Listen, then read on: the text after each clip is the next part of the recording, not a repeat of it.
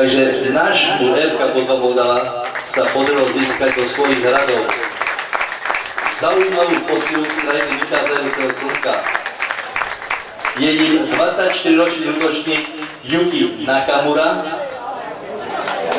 Jedná sa o odchávanca známej futbalovej školy Shimizu Pulse a bývalého reprezentanta Japonska do 17, 18 a 19 rokov.